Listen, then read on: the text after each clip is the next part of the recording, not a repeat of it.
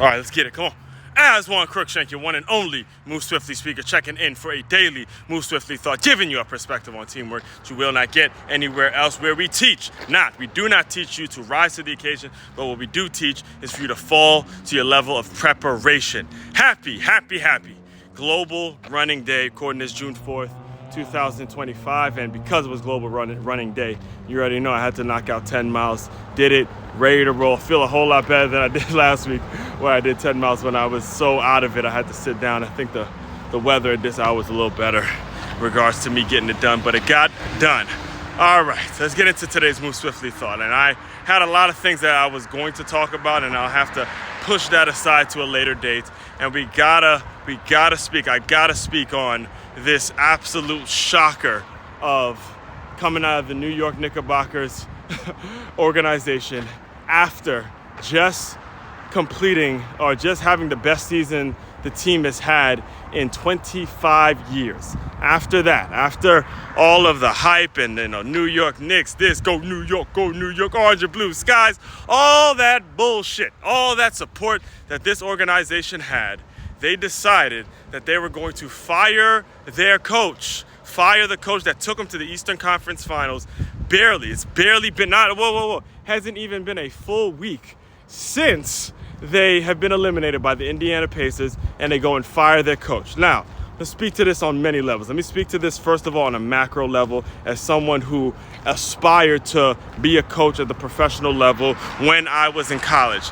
This is a fucking embarrassment. I'm just going to tell you right now, it's an embarrassment. It was an embarrassment when they did this. It was an embarrassment when they let my guy go from the Milwaukee Bucks. Then they brought in Doc Rivers. It was an embarrassment when they let Mike Malone go from the Denver Nuggets after 2 years from winning the championship. It was an embarrassment when they let Frank Vogel go after they won a championship, and Darvin Ham. This shit is a fucking joke. And this is why our viewership when it comes to the NBA in totality is going in the wrong direction, because it's bullshit. It's bullshit. Listen, and I get it. Listen, there's some people who's talking about maybe Jay Wright, because of the Villanova connection and the Wildcats and all that. I get all that. Listen, whatever name you want to throw out there, all that is fair. There's a lot of qualified people to coach the New York Knicks, but you don't do what you don't do when it comes to the game. When it comes to the game, what the game is supposed to represent. When it comes to the game, what the game is about: loyalty, leadership, understanding. Hey, you didn't hit the mark this year, but you got better. Let's stick this thing out. When it comes to the message that you're sending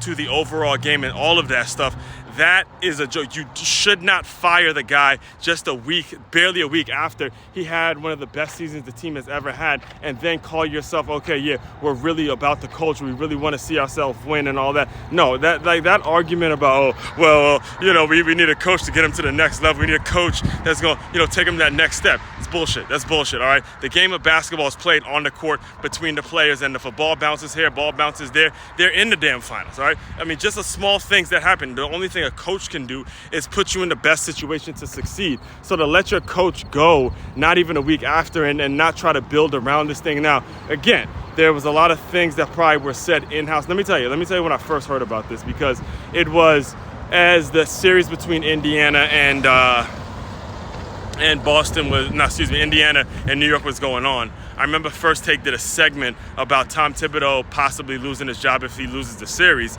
and I genuinely thought it was a joke. I genuinely thought that it was a joke that they would even entertain something like that. And then to see that it actually happened, it makes me lose so much respect for the organization. And that's saying a lot, because I grew up a Washington Redskins fan, where I done went from Norv Turner to Marty Schottenheimer to who was the other one? Jim Zorn, to Terry Robisky. I mean, there's so many damn Mike Shanahan, so many damn coaches that I've seen as a fan of the Washington Redskins that it makes you just lose respect for the organization. So, on the front of just what it says about the game in the NBA, it's an embarrassment and it's a joke.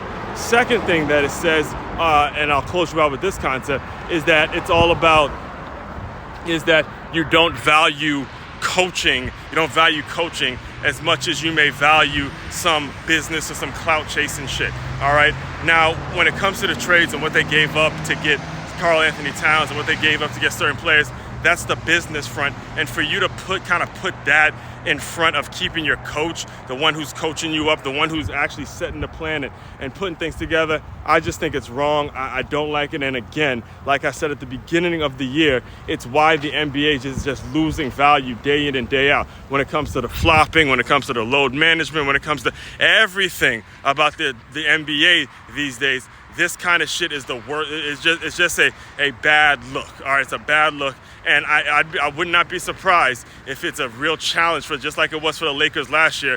It's a real challenge to go and find a coach that would even be a real coach to be interested in this particular position. I mean, if you remember last year when it came to finding a Lakers coach, it was a real challenge because instead of it being about basketball, it's about business. It's about marketing. It's about, who is going to be able to deal with these star players and these star egos and be able to deal with the bright lights and all that. That doesn't have much to do with basketball. So I believe it's going to be a really hard replacement. They're going to go through the same thing that the Lakers went through last year. And then on top of that, it's going to set your franchise back because now you have a new regime, a new coach, and you have a bunch of new things that need to be implemented. When you had a good, solid nucleus right there where you have it, just build on it and understand that, hey, it takes time. It just takes the ball bouncing here and there, and you're in the finals. So that's my take on that. And, it's a lot. And again, someone that grew up in Maryland where basketball is king. And, basketball, it's like the something in the water where you have a lot of basketball talent, the basketball hotbed when it comes to where I'm from. These are things that you see and you start to realize, man, it's just not good for the game. So all that being said, if you're a business owner and you want to avoid the turnover that you see in pro sports, then go to makeyourmove.com. That's MAKEYAMOVE.com. Be sure to tap in with me when it comes to the employee development workshops. It is your one-stop shop for all your teamwork and your self-development needs. As one Crookshank, your one and only Move Swiftly speaker checking out. You guys continue to move swiftly. We will talk more soon.